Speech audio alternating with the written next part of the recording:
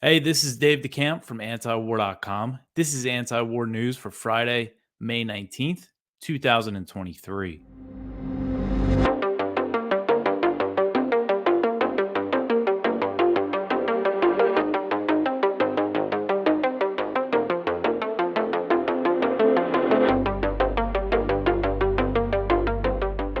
All right, the first story at the top of antiwar.com today. The U.S. is preparing for the Ukraine war to become a frozen conflict. So, the Biden administration is preparing for the war in Ukraine to turn into a frozen conflict for years or possibly even decades, similar to the situation on the Korean Peninsula. This is according to a report from Politico. So, US officials have been discussing the possibility, including potential options for where to draw the lines for a frozen conflict that either side would agree not to cross. The report said that the idea of freezing the fighting could be a politically palatable long term result for the US and its allies. The administration is considering the possibility because they don't expect Ukraine to regain much territory in its long awaited counteroffensive. According to Politico, the U.S. is expecting that the assault will not deal a mortal blow to Russia. A U.S. official said that the administration is preparing to support Ukraine for the long term, whether the conflict is frozen or not. And that long term support would involve continuing to arm Ukraine and trying to make the country's military more interoperable with NATO. Some NATO members are looking to upgrade Ukraine's status within the alliance, and the US and NATO members in Western Europe, they're reluctant to give Kiev a concrete path to membership, but some new guarantees are expected in the future. So this is all part of the plan. Freeze the conflict and really turn Ukraine into even more of a NATO bulwark on Russia's border. According to Politico, new guarantees for Ukraine could range from a NATO style Article 5 mutual defense deal to an Israel style arms deal with Ukraine as a deterrent against Russia. U.S. officials said that at a minimum, NATO would ensure Ukraine's weapons are compatible with the alliance and they would conduct a joint training with Ukrainian troops. So, because one of Russia's main motives for invading Ukraine was its alignment with NATO, and Russia's main demand during short lived negotiations in the early days of the war was Ukrainian neutrality. That means that a frozen conflict that involves NATO, increasing this support for Ukraine is not going to be acceptable, is likely not going to be acceptable to Moscow. And while Russian officials have expressed an openness to negotiations recently, open to the proposals from these other countries, the Kremlin has also said a lot lately that they believe Russia's goals can only be achieved through military means. And I think plans like this just give them more motivation to keep the war going. And it looks like I think they've really dug in because since Putin mobilized those 300,000 fresh troops in the fall, a lot of people expected a big Russian offensive in the winter, but it never really came. They focused the fighting on Bakhmut and just kind of building up, I think, the defenses along the battle lines to really just dig in. I think the Russians are preparing to be fighting for years and years, and I just can't see, at least anytime soon, maybe this will be the inevitability, some sort of frozen conflict, but I can't see Russia going for that anytime soon. And it's just such a shame because, just if Ukraine, fulfilled the Minsk Accords before the war, or if the US and its allies, let Ukraine and Russia negotiate a deal in the early days of the war, um, this whole thing could have been avoided. And now, if they freeze the conflict along the current battle lines, Ukraine is going to lose significantly more territory than if they negotiated earlier. But as we know, the peace talks were discouraged by the U.S. and its allies. And the Biden administration, they still show no interest in pushing for a real diplomatic solution. Now they're preparing for a frozen conflict, something like, the Korean Peninsula that's been, for decades, a frozen conflict along the DMZ there. And there's how many U.S. troops are in South Korea? I guess that would be the difference, is that there wouldn't be U.S. troops in Ukraine. I think there's about 28,000, I want to say, in South Korea right now. So, I mean, if that's what they're thinking for a long term plan, It just goes to show that they don't think this is ever going to end. All right. The next one here, NATO to draw up Russia war plans for the first time since the Cold War. So, NATO is drawing up plans on how to fight a war with Russia for the first time since the Cold War. And at the upcoming NATO summit in Vilnius this July, alliance leaders will approve thousands of pages of secret military plans that will detail how to respond to a Russian attack. And these plans will be vastly different than anything drawn up during the Cold War, as NATO has expanded from 16 members to 31 since the dissolution of the Soviet Union and the Warsaw Pact. The documents will also outline how NATO members should upgrade their forces and logistics. NATO Secretary General Jens Stoltenberg said, quote, allies will know exactly what forces and capabilities are needed, including where, what, and how to deploy, end quote. So NATO's newest member, which is Finland, shares an over 800-mile border with Russia and is poised to sign a deal that will give U.S. troops access to its territory. And while the alliance is preparing to beef up its presence on its eastern flank, one NATO official acknowledged the danger of massing troops near Russia's border. So I thought this was an interesting quote. This is from a NATO Lieutenant General Hubert Cotere. I probably butchered his name there. He's the vice chief of staff for NATO's supreme headquarters, allied powers in Europe. And he told this to Reuters, quote, the more troops you are massing up on the border, it's like having a hammer. At some point, you want to find a nail. If the Russians are massing troops on the border, that will make us nervous. If we are massing troops on the border, that will make them nervous, end quote. So at least acknowledging that expanding NATO onto Russia's border is, makes the Russians nervous. As much as they want to say this war was unprovoked, at least there's some acknowledgement there of, we're just going down such a dangerous path here. And, this is just more preparation for war with Russia. And, they're saying this would be based on some sort of Russian attack. I don't think Russia has shown any indication that it wants to attack NATO, especially after all of the escalations of NATO involvement in the war in Ukraine. But, you never know what could happen with, you have these Russian and NATO aircraft always encountering each other now. Another missile could end up hitting Poland or something. You just never know what could happen. We could wake up one morning and, it could be at war with Russia. I think it is. We are on that much of the edge here. Scary stuff. All right, the next one here. Ukraine tells China that it will not cede territory for a peace deal.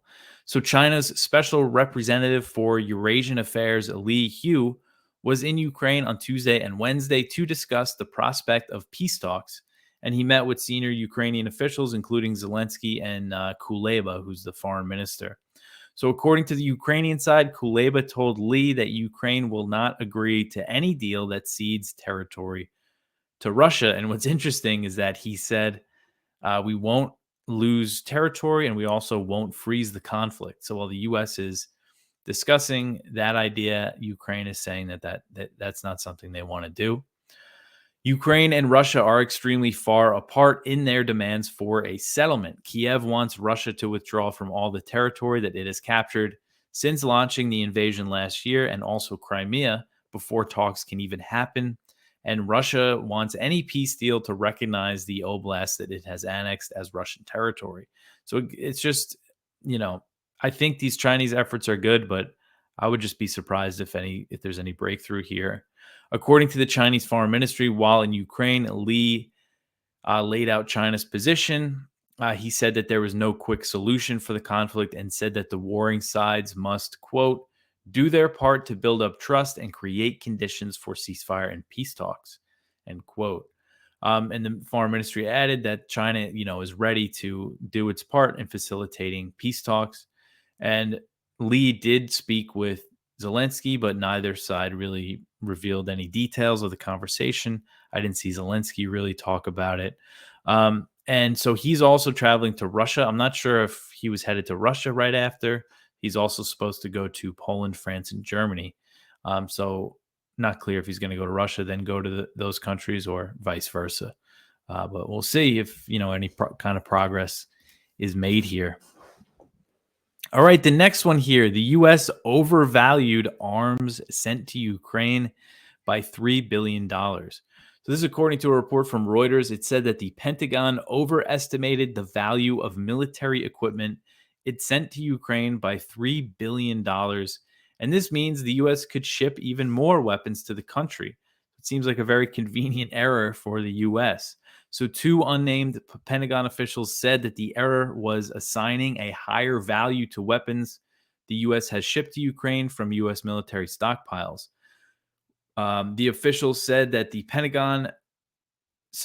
said that the Pentagon made the value, they were assigning this value to arms. It was based on the cost that it would be to replace them, not their current value after depreciation. I don't know. Congress has been notified of the error on Thursday. Changing the value of the arms will give the Biden administration more funds to work with, and it means that the White House could delay asking Congress to authorize more funding to spend on the war. Politico reported Monday that funding to ship weapons to Ukraine could dry up by midsummer and that the administration was preparing to ask Congress for more, but changing the value could give them more time. And these officials said that they expect this number to grow. They might end up finding some more, overvalued weapons that they ship to Ukraine. And again, so far, the U.S. has authorized about $113 billion to spend on the war. And I think this shows that, they can definitely fudge the numbers, however they want to keep this aid going, it seems like. So it's not clear now, when the aid is expected to dry up. It's also, we don't know for sure if that's what this means. If this means that they're going to have this extra money, I think Congress has to kind of have their say in this, but we'll see how it shapes out. All right, the next one here. This is from Connor Freeman over at the Libertarian Institute. A U.S. general says that the Israeli-produced Iron Dome system is ready for deployment in Ukraine. So one of the two Israeli-manufactured Iron Dome batteries is ready to be deployed to Ukraine, and a U.S. general told the Senate this on Thursday. Israel has thus far refused to allow the anti-missile system to be provided to Ukraine for fear of provoking Russia and risking its ability to freely bomb Moscow's ally, Syria. So this U.S. general made these comments while responding to a question. Again, they were just asking, can we send these weapons over there? And this Senator King, was asking because the U.S. has spent billions of dollars on developing these Iron Dome systems for Israel. And they're saying, hey, we've spent all this money on it. Can't we send it over there? And because the U.S. funds the U.S. does fund the development of the Iron Dome, that's part of the U.S. military aid to Israel, but it's still developed in Israel, so they have to sign off on any deliveries outside of the U.S., I guess.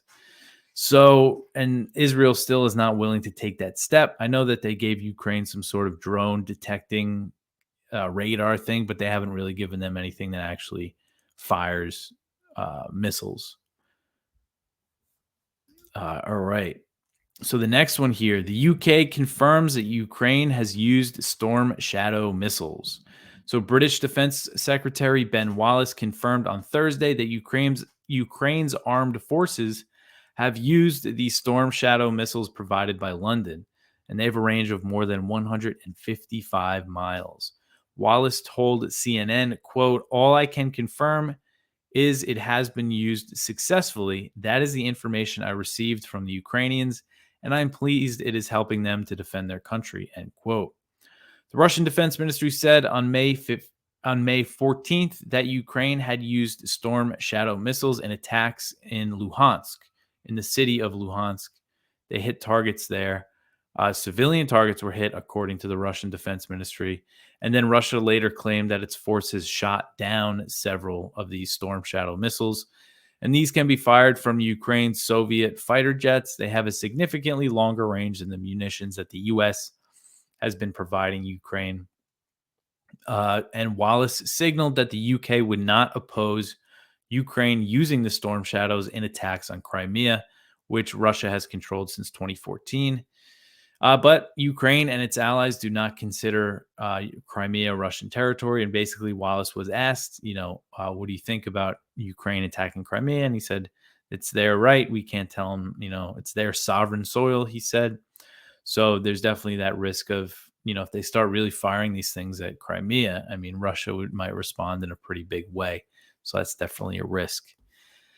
All right, so we have a nice companion piece for this story here. The next one here is from Declassified UK, and it says that a Russian neo-Nazi leader obtained British missiles in Ukraine. So Sergei Korotkik acquired anti-tank launchers from Britain despite being accused of beheading a migrant when he led a neo-Nazi group in Russia. UK supplied weapons have reached a range of far-right forces in Ukraine.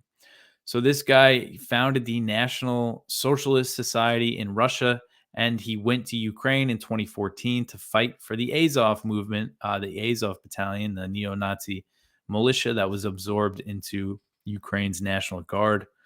And Declassified has traced anti-tank launchers in his arsenal back to Britain.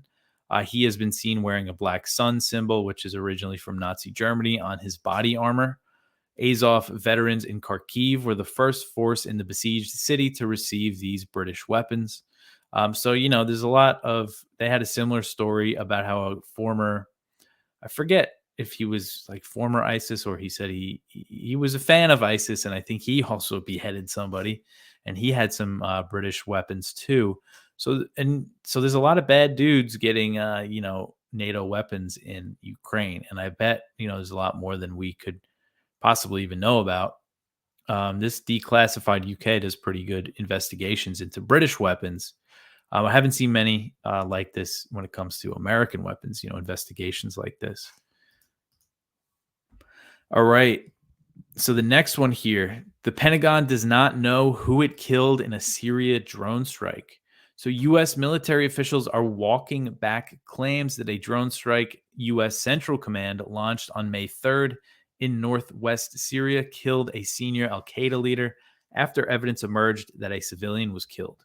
So when the strike was first launched, I went over it and it was clear that day that they killed a civilian and that they didn't kill an al-Qaeda guy because for a few reasons, but reports immediately emerged that the strike killed a sheep herder that had no ties to militant groups. And then the Associated Press spoke with the victim's family. His name is Lafti Hassan Misto. He was 56 years old. He was a farmer, a father of 10, and he was killed by a U.S. drone strike while he was out herding his sheep.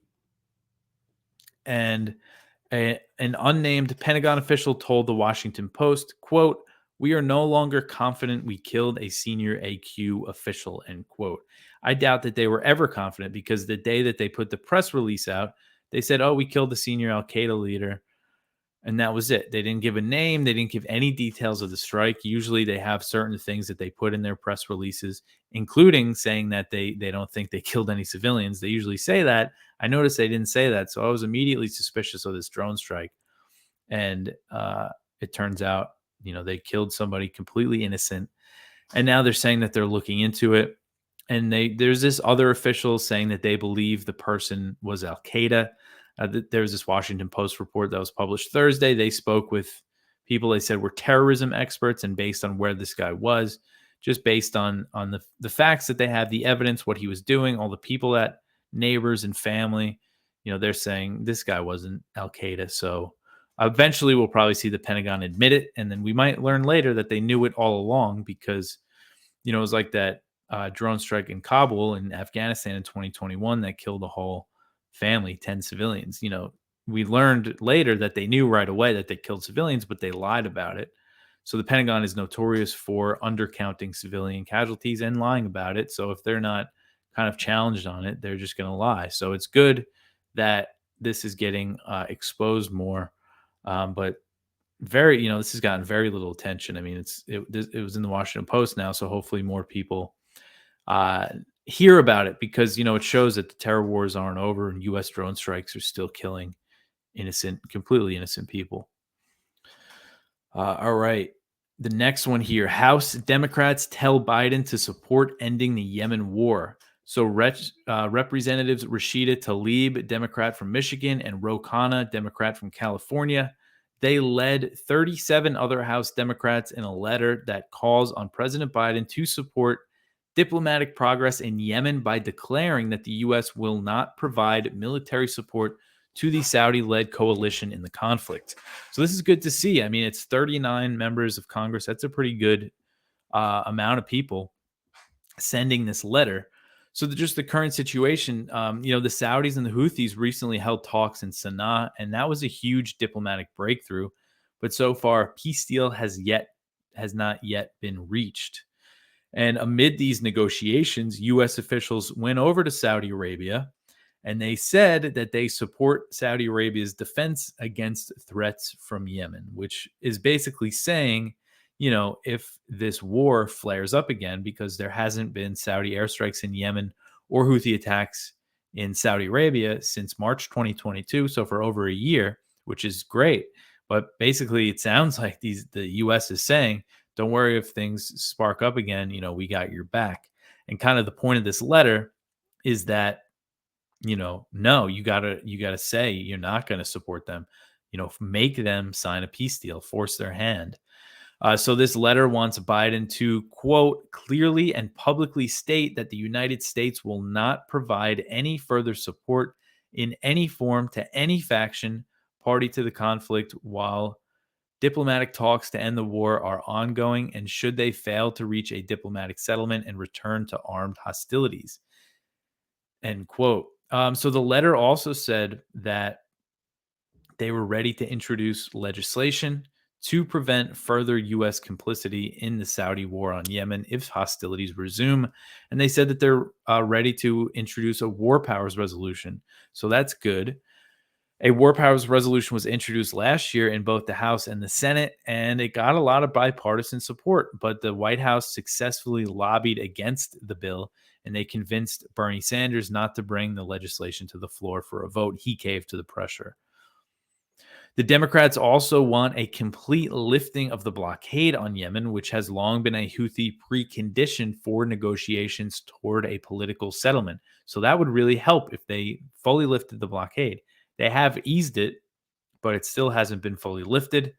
The letter says that Biden should, quote, clearly and publicly state that the Saudi blockade of Yemen's ports, a form of collective punishment against innocent Yemenis, must be lifted unconditionally, as global international humanitarian leaders have long sought, end quote.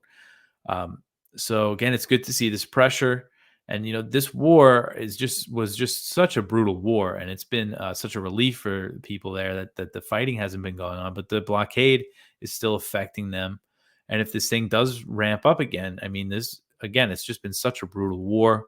Just looking at the death toll, and this is considered to be a pretty conservative estimate from the UN, as of the end of 2021, they say at least 377,000 people have been killed in the war, and more than half of those died due to starvation and disease that were caused by the blockade and the coalition's brutal bombing campaign. The U.S.-backed Saudi UAE coalition, always bombing civilian targets, always bombing water treatment plants. They would bomb farms, fishing boats, power plants, all sorts of civilian infrastructure. Just a brutal war on Yemen civilians. All right. The next one here, the last story in the news section, the U.S. military will access ports and airport in Papua New Guinea. So this is something, I've already covered, but this is confirming that the U.S. and Papua New Guinea are still going to sign this military deal, even though President Biden has canceled his trip to the country. They're still ready to sign it. And the prime minister is also confirming, yes, because we didn't know for sure, is confirming that this deal will give the U.S. military access to the country's ports and airports. So that's a big deal. This could turn into the U.S. building bases in Papua New Guinea, because it says they could potentially build infrastructure. So I think, it looks like the U.S. is going to be building bases in Papua New Guinea and Finland now. So the U.S. empire just continues to expand. And again, with Papua New Guinea and all these Pacific Island nations, this is all about the preparations for a future war with China. Um, that's what they're doing with all this. So it's definitely concerning.